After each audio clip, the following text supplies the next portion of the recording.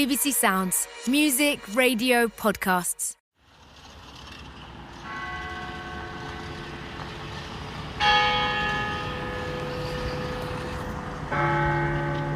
We all want to be happy, right? The United States has the pursuit of happiness built into its constitution. But in the recently published World Happiness Index, the USA barely registers. It's Finland that comes out top again as the happiest country in the world. Finland, Northern, the long dark months, all that Scandinois stuff. Actually, it didn't completely surprise me because, age 21, I went to live and work there. And for all sorts of reasons, the space, the lakes and forests, the people, but especially the food and everyone's pride in it, being in Finland made me happy. But that was a long time ago. Could that new global rating tell us something now that would bear on food programme interests? Well, we were in a position to find out. School meals were actually seen as an investment for the children and investment for the future of the nation. I'm a diplomat. I'm always trying not to tell countries or people what to do. But I do miss that access to nature. Everyone's right that you can actually go outside of London and just like walk freely and, collect berries and whatever you find from the nature. What makes me happy is when I can catch up with my family or friends while I'm eating. School meals, mental health, and an appreciation of the simple things all coming up. I'm Sheila Dillon, and recently I was in Finland with producer Nina Pullman to report on a more hard-edged story, lab-grown protein, which you can find on BBC Sounds if you haven't already heard it. But that gave us the chance to exercise our curiosity about this happiness business and ask, what, if anything, has food got to do with this feeling of national well-being? Are the Finns really as happy as they say? And what might we learn from Finland's food policies and research into mood and diet? But we begin at the table, at the restaurant Nolla, owned by Serbian chef Luka Balac, who has his own intriguing links to happiness. We're going to the restaurant that's run by a chef who's also a happiness hacker. I have not the slightest idea what being a happiness hacker is, but I hope to find out. Still sparkling water to start. Okay, so what's seasonal and local in the middle of Helsinki? I can imagine what's seasonal, but I wonder how they interpret local. Yeah, and we've heard from a few people that even in the city they go out and forage. So I think access to nature and wild food is the thing.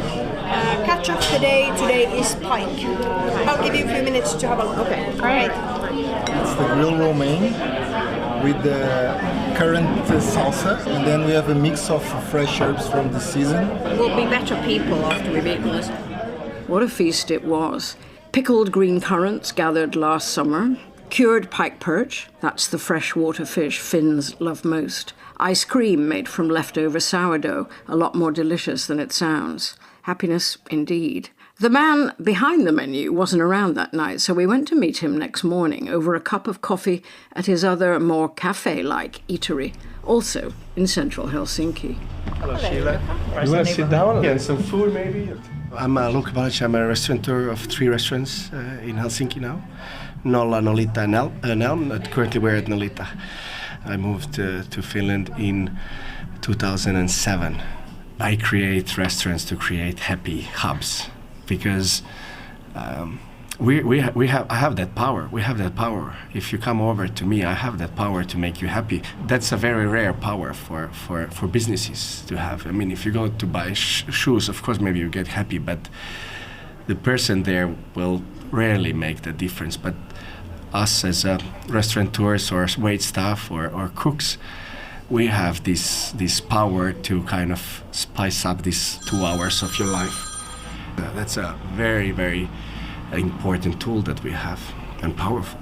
I've never ever heard a chef talk about creating happiness before, nor have I experienced someone with environmental goals thinking in terms of making people happy? For us, it happened to come hand in hand, and of course, they're both essential. We're partly here to see you because you are this thing that neither of us really understands, a happiness hacker. Yeah, it's a big topic, happiness hacks. I have a pleasure of being one of the guys that will show around Helsinki Happy Day for a crew next week, and we will present our regular days in Helsinki. What does it mean? What will you be doing? My day will start on the marketplace, of course, and I think as a kind of South European or East European, I need this kind of social element, and markets are a perfect place for this. I go there fairly often, not just to buy produce, but as well to hang out with people and ask questions of produce or fishermen about different fish and snack a few oysters maybe on Saturday morning before work. There I meet a lot of different people, and that's for me like keeps my happiness up, definitely. In these kind of circumstances, rarely you'll find someone negative somehow, even though probably people carry with themselves all different kind of things. But when we're there, we concentrate on how to cook a fillet of pike perch, or what can we do with the new seasoned potatoes and turnips. It's a happy place for me.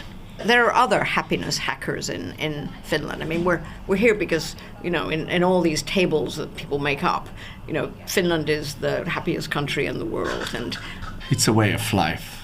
If you want to be happy, you'll find it happy. But if you look for excuses not to be happy, there is no one who can help you. I think it's kind of historically based on a geography a bit, because Finns have been kind of separated from the rest of the Europe, and they've been isolated from the mixing. And as well, the very well organized social system, education system. I think Finland has a great possibility for that, and that's a part why it's the happiest country, because everyone has a chance to be their own self and have a chance to change their work when they're 50s. No one will judge them on that. They can dress up how they want. No one will even look at them differently. They can go to a restaurant in their pajamas, and most of the things that create a lot of unnecessary stress here are very easily organized.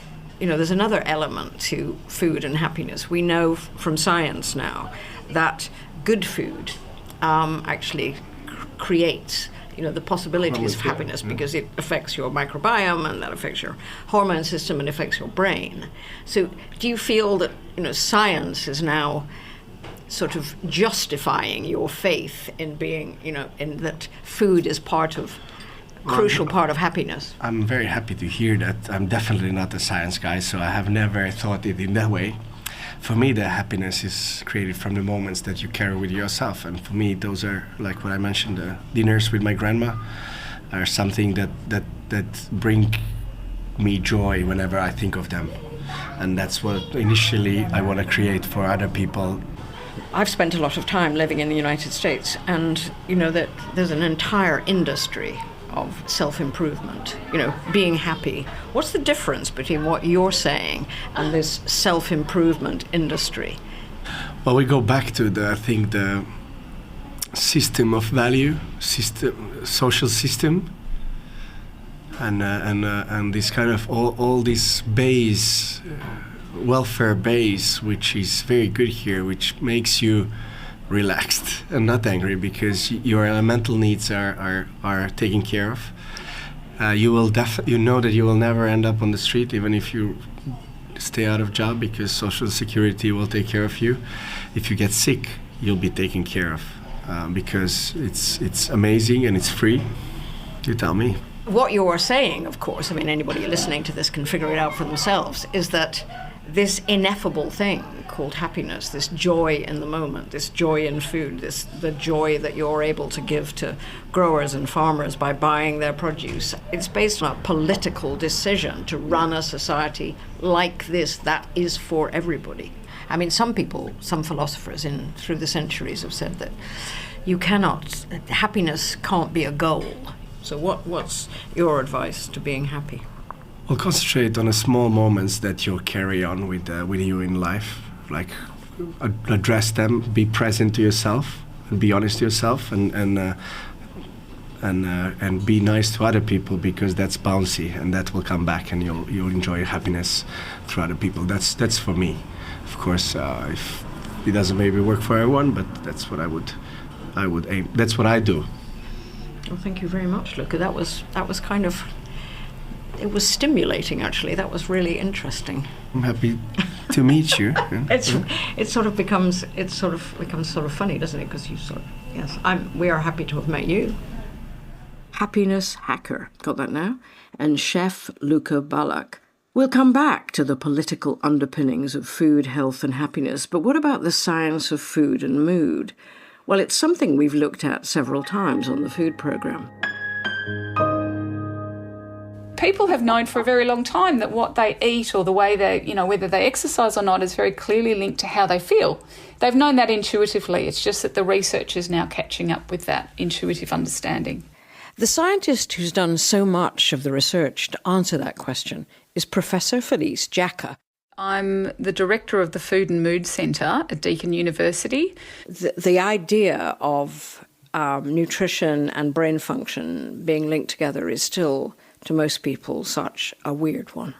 Yes, which is quite strange, because we've got a decade now of very, very consistent epidemiological evidence. So that's when we just look at the association between diet quality and dietary habits and what we call the common mental disorders. So that's depression and anxiety. And we see that they're very clearly linked. And we see this very consistently across the world, different countries, continents, different cultures. But the research goes beyond epidemiology. Professor Jacka and her team carried out top-level scientific research, a 3-month-long parallel group, single-blind, randomised controlled trials showing that if you help people to improve their diet, that it has a positive impact on their depression and also their anxiety. And they experienced a pretty profound improvement in their mental health state. Is this to do with key foods, the whole diet, or the way we eat? The evidence from the scientific research thus far is focused on whole of diet, so dietary patterns, overall diet quality. And here we see that as it is in physical health, the Mediterranean diet seems to be really the king of the diets. However, traditional Norwegian diets, traditional Japanese diets, traditional Chinese diets, these are all linked to better health outcomes. Professor Felice Jacka, pioneer researcher in diet and mental health at Deakin University in Australia, speaking to me for our Food and Mood programme in 2020. There's an oddity that runs alongside Finland's ranking as world number 1 in the happiness stakes. For years, Finland struggled with a darker side to its national well-being. Suicide rates were unusually high until there was a dramatic drop in 2009. But mental health in the country is still a concern. One fascinating new national project is looking at how diet can help people suffering with clinical depression. My name is Aino Kipfer, and I work as a researcher in 2 projects related to diet and mental health. The Food for Mind intervention study was originally set up to improve diet and alleviate depressive symptoms among people with a diagnosis of moderate or severe depression. The purpose was that if the intervention is effective, it could be applied into healthcare. We had in total 93 participants. Unfortunately, I cannot say much about the results because they have not been published yet, but the feedback from the participants was really good. We encouraged to increase the consumption of foods related to overall better health, such as vegetables, fruits, fish, whole grains and nuts, and decreased consumption of salt and saturated fat. We aim to strengthen the inner motivation and capability of the participants by lectures and home assignments, as well as practical tasks such as cooking, grocery store tour, and mindful eating practices. What was also very important for the participants was the peer support that they got. And yes, there was a really good atmosphere. But if Finns are the happiest people in the world, why do they need such a project? How does this fit into a longer-term plan for health in Finland? The study about happiness that you referred to, I have understood that it actually describes better the satisfactions on living conditions instead of like real happiness or good mental health. I would say that diet should be considered in the treatment of depression along with other lifestyle habits such as sleep and physical activity. Right now, it's still a relatively novel topic. For example, the Finnish guidelines for depression recommend to consider diet in the prevention of depression, but it's not mentioned in the treatment. Hopefully, at the end of this year, we have some results published. Doctoral researcher Aino Kipfer sharing an early preview from the pioneering Food for Mind project in Eastern Finland. But what do Finns eat anyway? We'd had a taste of the seasonal and local at Luka Balac's Nola restaurant. But to get to the bigger picture and a little more history, we joined a small group of tourists being given a food tour by Heather Dolmany, Australian by birth but Finnish by passion. All right, come on in. So now we're going to talk Finnish fruit, which is basically berries. Berries start usually July and carry us through until October, November, depending when the snow comes. So first berry of the year is this one. It looks like a yellow raspberry. Cloudberry. This one grows in Lapland, grows in the swamps. The harvest period is really short. It's about 7 to 10 days. Second is the bilberry that grows as a ground cover. So a lot of people call it blueberry. Most of those berries also grow in the UK. Do we value them like the Finns, know where and when they grow? Well, not so much. On the coast of Finland. Lingonberry, that's next. Arctic cranberry is the last berry of the year. And this one, we wait for the snow.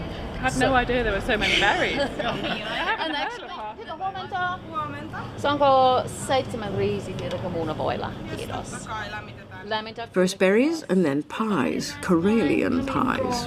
Eastern Finland, we got the rice filling. Rice not traditionally grown in Finland. Barley porridge was what was traditionally used. Mashed potato is also a quite accepted filling. And the toppings, traditionally egg butter, although you can put anything savoury on top. What do you think of the Karelian pie? I love Karelian pie, and that was a really good example. All right, next stop coming up. Oh, look, my goodness.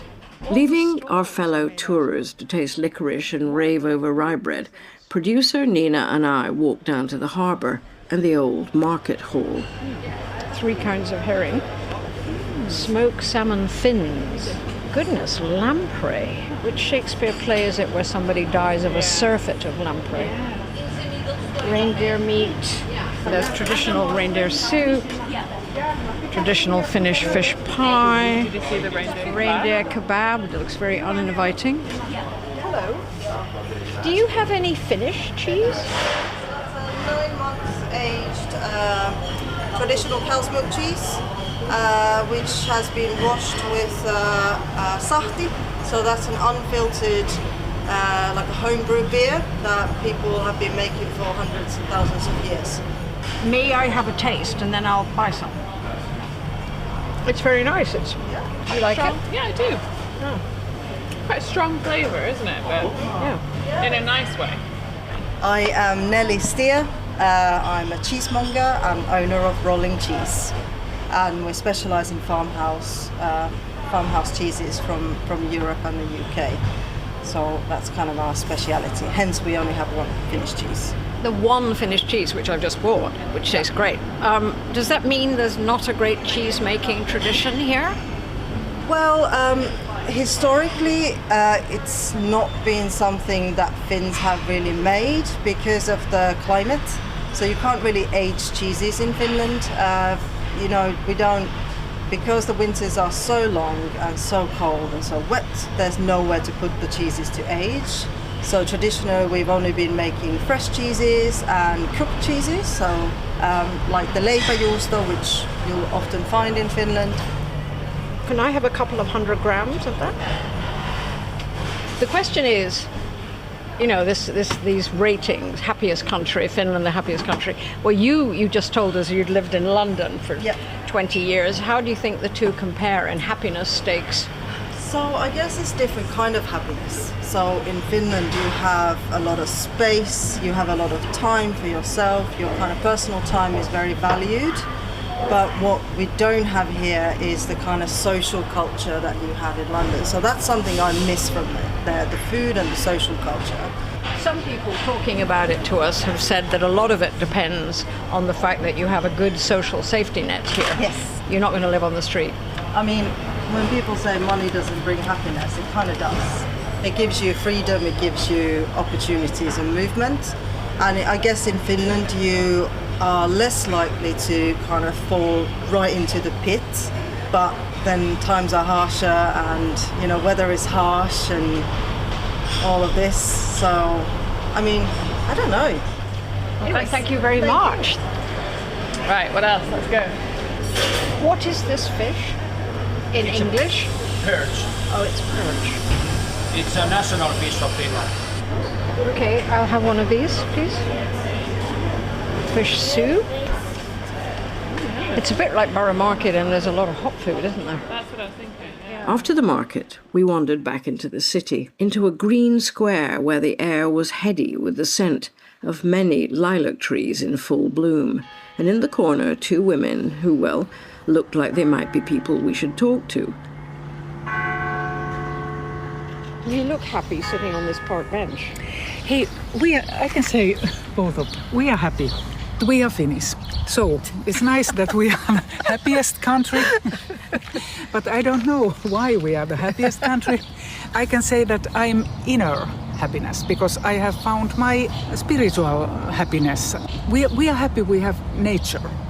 You are sitting under yes. a lilac tree. Birds and the entire park smells beautiful. Yeah.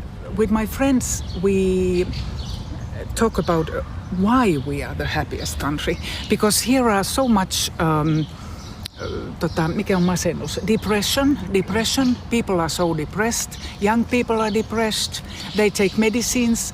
So I don't know why this Finnish people, why this group can be so happy, because really we are not so happy. Maybe we are quite relaxing people. We are very relaxed.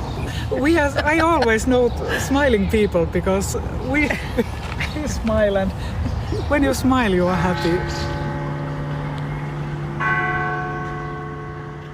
So I think we are not as united as a population we used to be in Finland.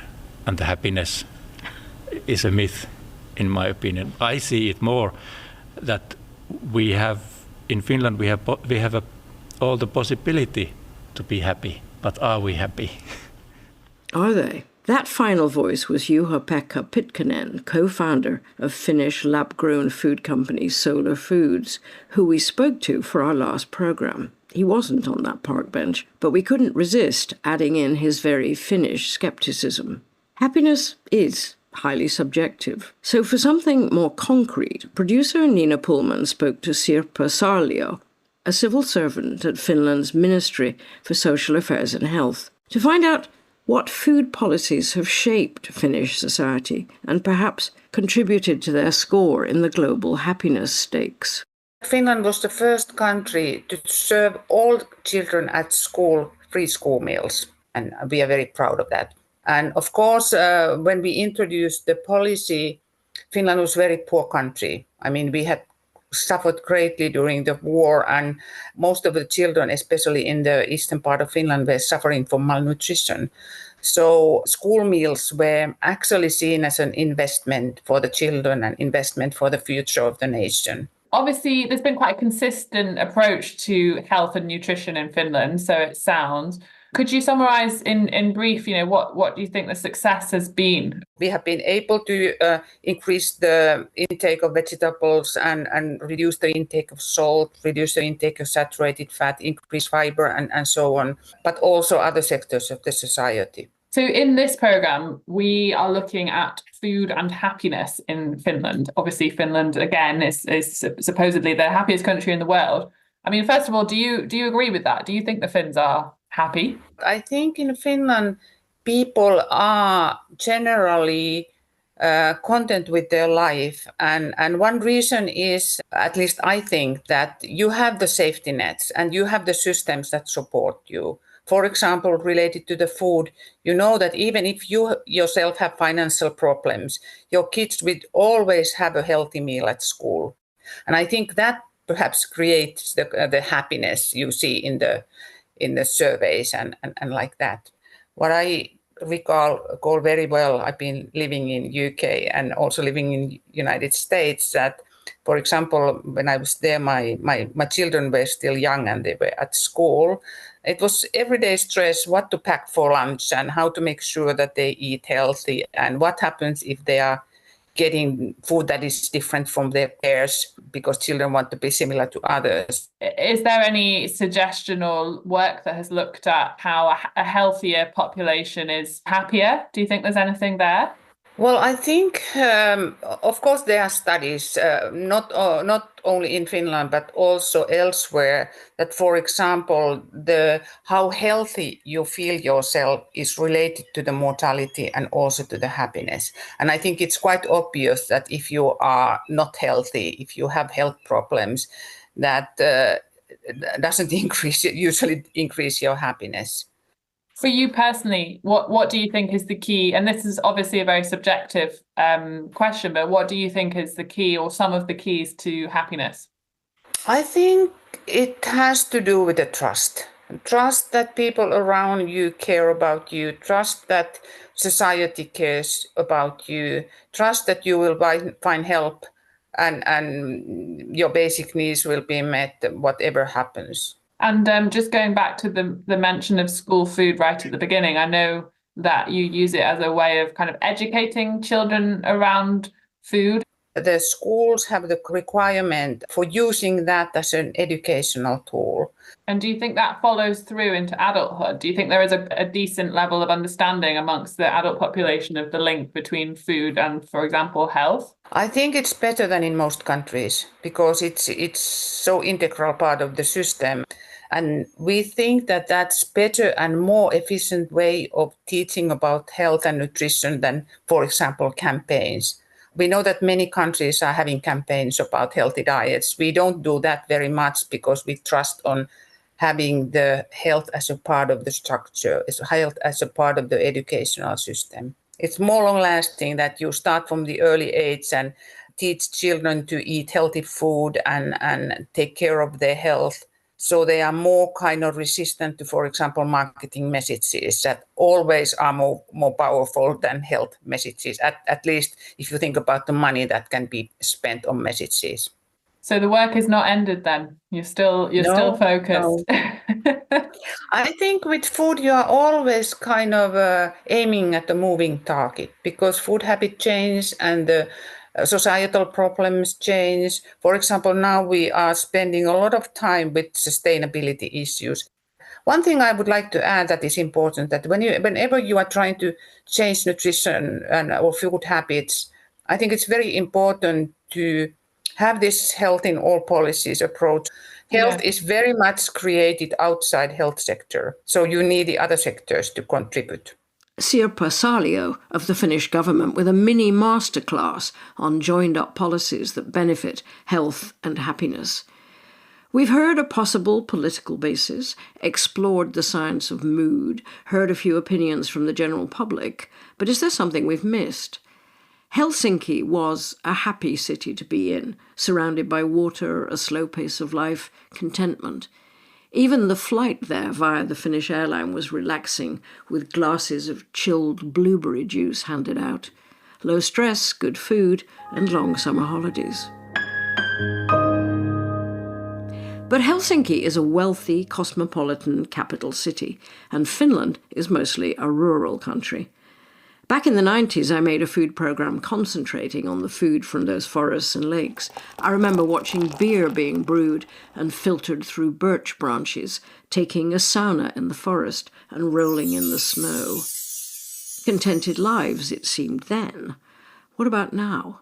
Well, the happiest people, I think, live in the south and western part of Finland. So we have, in eastern part of Finland, I think we have more social problems. That's Kirsi Vartia, a former vet who now works for the Rural Women's Advisory Centre in Eastern Finland, where the 800-mile border with Russia brings a different perspective on happiness and security. In East, we always have had a lot of connections to Russia and to Slavic food culture. I think the most famous example would be bread. Eastern part of Finland, we always have baked rye bread, which is soft. Because of the oven, we have been able to make the bread every week. But in Western food culture, they prepared bread like few times a year, and the bread was dried and eaten hard. And they actually say that in eastern part of Finland, people are more social and talk much more because they didn't need to spend so much time to eat that hard bread, so they had time to talk.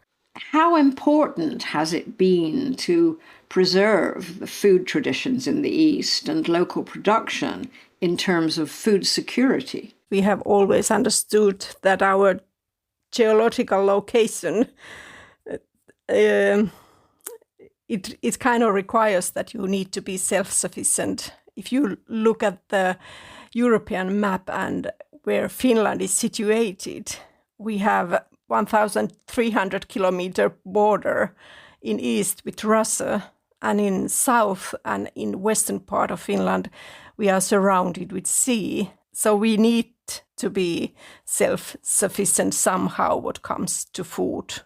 Are people nervous given Putin's expansionist actions invading Ukraine? I don't know if they are nervous, but there's more and more talk about this, that we need to keep the whole country habited. That's for sure, that we are talking about it more. And of course, the food production is part of this security. So I really think it's important that we have farmers all over the country. What is important that we respect those raw materials, what we can produce here.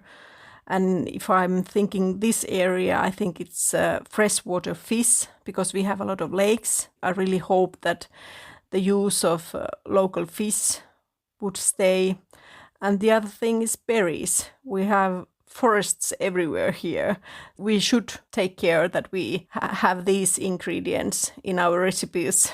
One of the things that's always struck me about Finns from West and East is how unself-consciously they talk of the pleasures of being in nature, of walking and collecting food.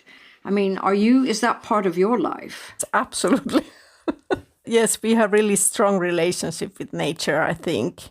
Even though if people live in cities, the nature is so close. It's kind of part of your everyday life that you just go for a walk in a wild forest. And of course, the possibility to pick berries and mushroom, that we have this everyman's right, it's also really exceptional.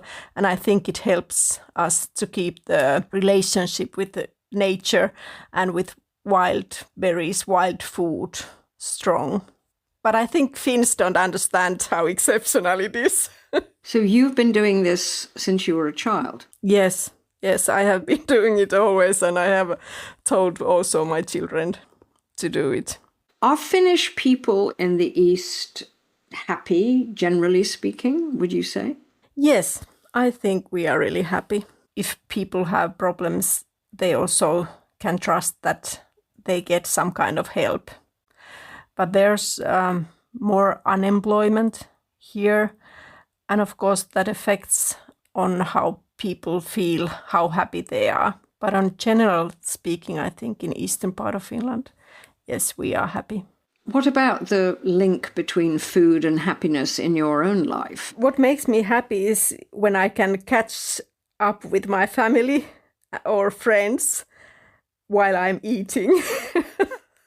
I think it's really important that we spend time around the table and share the meal.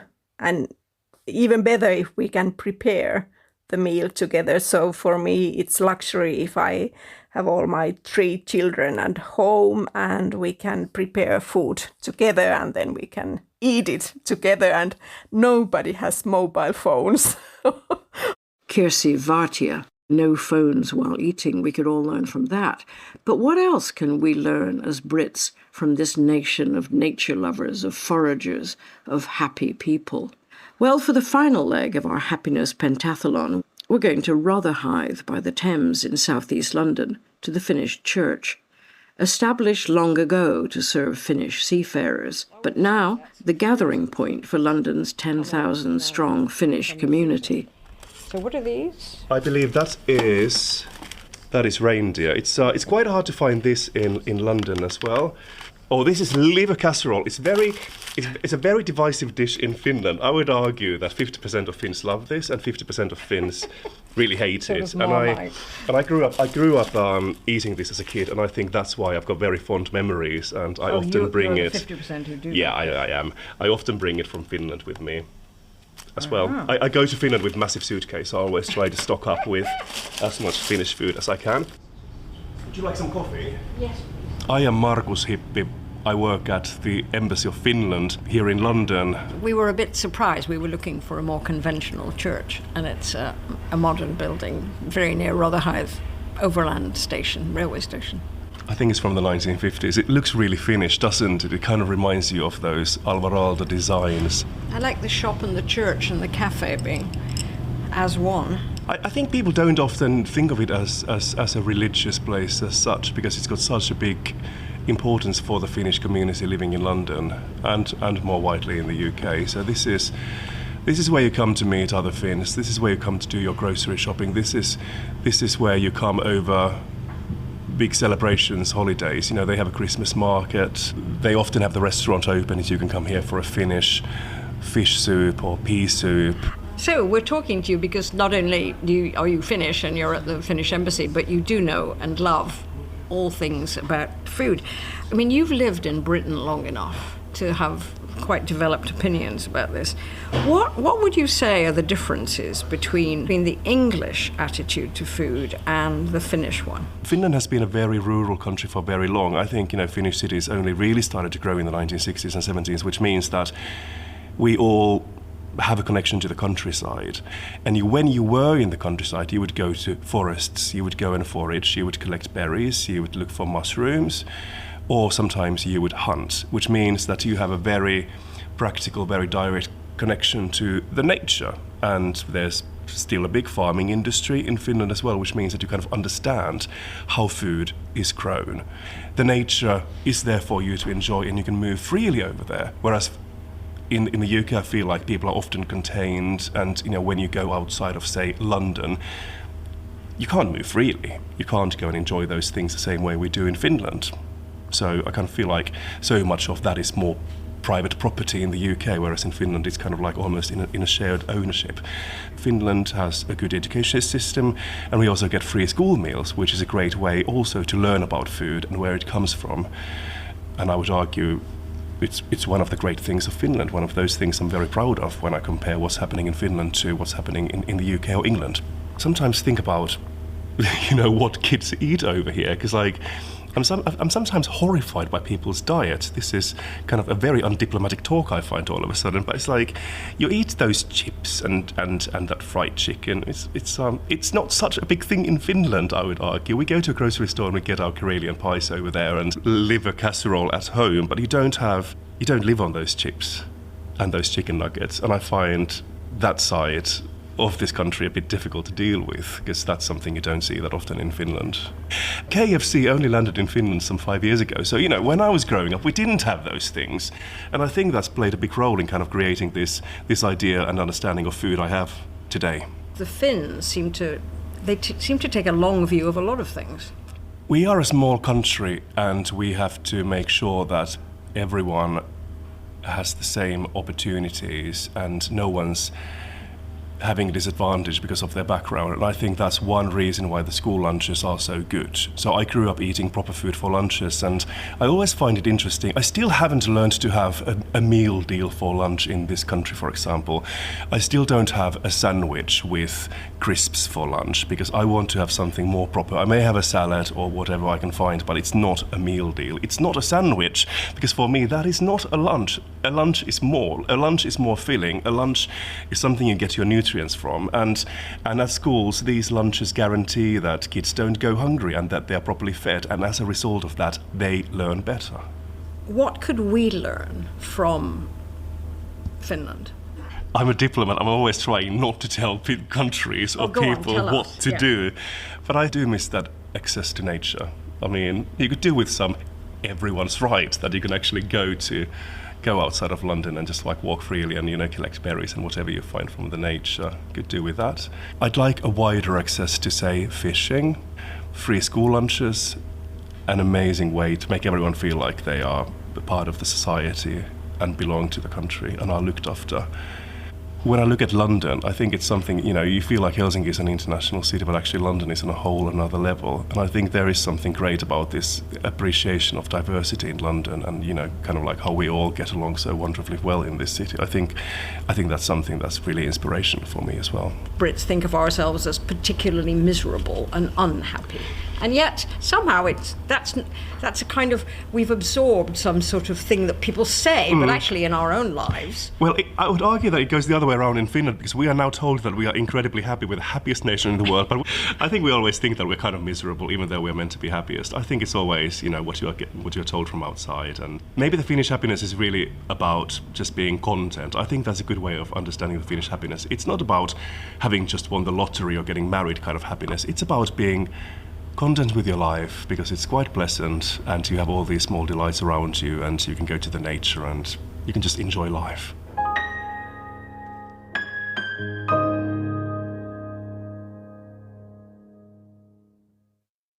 Happiness and food. There is a link. Producer Nina Pullman and I hope you enjoyed the programme. She produced it at BBC Bristol.